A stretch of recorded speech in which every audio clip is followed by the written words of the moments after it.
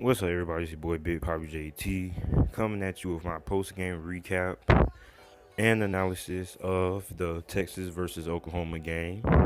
Now, this was a very, very entertaining game. Now, before I begin, make sure to like the video and subscribe. When you subscribe, you get me one subscriber close to my goal of 1,000 subscribers.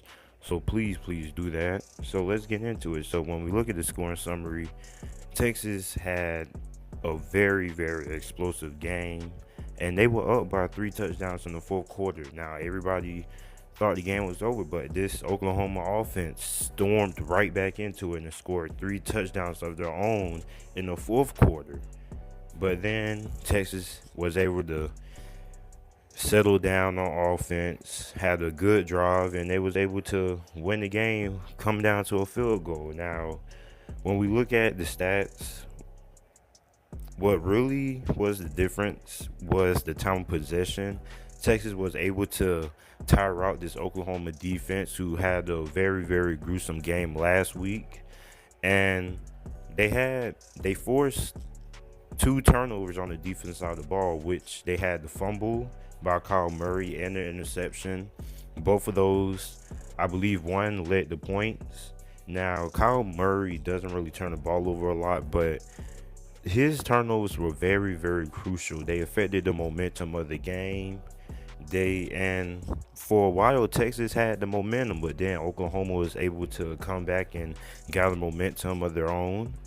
But Texas A&M was able to win the game in the fourth quarter by the great GOAT freshman field goal kicker, who is probably going to be the big man on campus for this week. Now, looking at the stats, Texas had 401 total yards offense, 324 passing yards, 177 rushing yards. They had no turnovers. They had the ball for 33 minutes and 50 seconds. They were 5 for 5 in the red zone. They were 6 of 14 on third down. Oklahoma outgained Texas by 535 yards to their 501 total yards on offense. They had 313 passing yards. They had 222 rushing yards. They had 2 turnovers. They had the ball for 26 minutes and 10 seconds. They were 5 of 5 in the red zone, and they were 3 of 8 on third down. Now, let's look at the team leaders.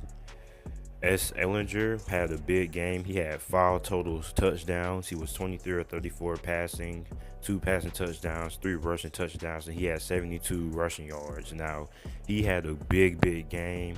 In the red zone, Oklahoma could not figure out how to stop this guy. I believe he had 3 rushing touchdowns. All 3 of his rushing touchdowns came in the red zone. They could not stop this guy in the red zone. Ingram had 13 carries at 86 yards rushing. Humphrey had 9 receptions for 133 yards and 1 touchdown. And B. Jones, the defensive back, had a big game. He had 9 tackles. One of those tackles were for a loss, and he had 1 pick. Kyle Murray was 20 of 27 for 313 passing yards. He had 4 touchdowns, 1 interception, and lost 1 fumble. He also had 92 rushing yards on the ground and 1 touchdown. And Marquise Hollywood Brown had another pretty good game. He had 9 receptions for 131 yards and 2 touchdowns. I believe he's the best wide receiver in the country, and I don't think it's a debate. C. Bolton had a pretty good game. He had 13 tackles, 1 tackle for loss. Now, overall, this was a good game, and I believe Texas football is back. Now, they still have to play West Virginia. West Virginia is coming off a sloppy win versus Kansas.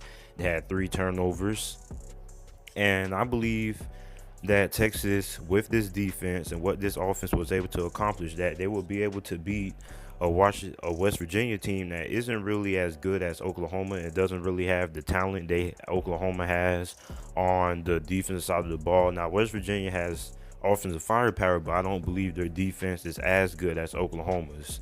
And I believe Texas will be able to win that game. Now, make sure to like the video, comment, and subscribe. And thanks for watching.